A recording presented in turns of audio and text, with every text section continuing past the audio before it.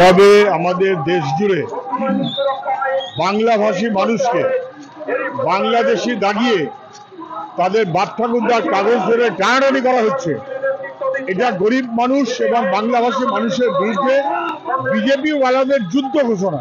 1 কোটি তো মিনিমাম আছে, 1 কোটি বেশি কম আরো বাড়তেও পারে, 1.5 কোটিও হতে পারে আন্দাজে সবাই বলছেন, কিন্তু এটা বিশাল সংখ্যা, যেটা এখানকার জনসমাজের উপরে একটা বোঝা। কেন্দ্র সরকারের গরিব কল্যাণ যোজনার সমস্ত সুবিধা এরা খেয়ে যাচ্ছে। এই যে আইন কানুনের সমস্যা দেখা যাচ্ছে, মহিলাদের উপর অত্যাচার, তার মধ্যে বিরাট হাত আছে। বিভিন্ন রাষ্ট্রীয় আন্তঃরাষ্ট্রীয় যে মৌলবাদী মুসলিম সংস্থাগুলি এখানে কাজ করছে, টেররিস্ট অর্গানাইজেশন, তার এরা ক্যাডার হিসাবে কাজ করছে, মডিকুল হিসাবে কাজ করছে। সেই জন্য এদেরকে ইমিডিয়েট, আর এই সুযোগ এরপরে পশ্চিমবাংলার মানুষের ভোট দেওয়ার অধিকার থাকবে না, তারা তাদের প্রতিনিধি নির্বাচন করতে পারবেন না। সেই জন্য 26 আগে এটা করতে হবে। বিহারে যদি 50 লাখ বাদ যায়, এখানে 1,25,00,000 বাংলাদেশি মুসলমান আর রোহিঙ্গা বাদ যাবে। কেউ ভিসা করে এসছে আর ফিরে যায়নি, আর অনেকেই ভিসা না করে মমতার দয়ায় মেড়া নেই খোলা 540 কিলোমিটার ঢোকাচ্ছে, শেষ করে দিচ্ছে। আর সব হিন্দুদেরকে আমি অ্যাসিওর করছি, ভারতীয় হিন্দু মুসলমানকে অ্যাসিওর করছি, আর ধর্মীয় কারণে বাংলাদেশ থেকে আসা হিন্দুদের অ্যাসিওর করছি, একটা কারোরও কোনো অসুবিধা হলে উপরে মোদিজি যদি গ্যারান্টার থাকেন, এই রাজ্যের এলওপিও একটা ছোটখাটো গ্যারান্টার। আপনি মুখে হিন্দু হিন্দু করছেন আর রাজবংশী মতুয়া সকলকে হ্যারাস করছেন, কি করে হতে পারে এটা? ফলে আপনারা বিভ্রান্ত।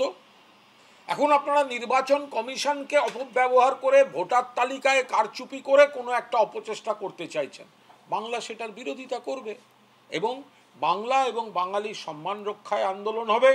বাংলা এবং ভারতীয় বাঙালি যারা আছেন তাদের বিরুদ্ধে আপনাদের যে চক্রান্ত, তার প্রতিবাদ চলবে। যদি দলনেতা শুভেন্দুবাবুর তো কোনো গ্যারান্টি হতে পারে না, কারণ উনি 20 সালের নভেম্বর মাস পর্যন্ত একটা দলের গ্যারান্টির কথা বলতেন, এখন আর একটা দলের গ্যারান্টির কথা বলছেন। আগামী বছর কোন দলের গ্যারান্টির কথা বলবেন তারই তো কোনো গ্যারান্টি নেই।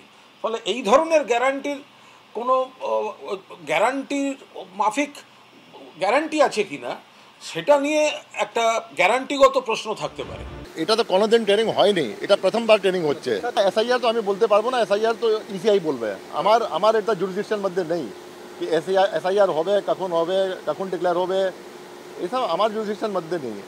বিএলও যেটা আছে, অনেক কাজ আছে, স্ট্যাচুটরি কাজ আছে, যেটা ফর্ম 6, 7, 8 কন্টিনিউয়াস রিভিশনে আসে, ওটা বিএলও को যেতে হয়, গ্রামে গ্রামে যেতে হয়, বাড়ি যেতে হয়, ওখানে ইনকোয়ারি করতে হবে।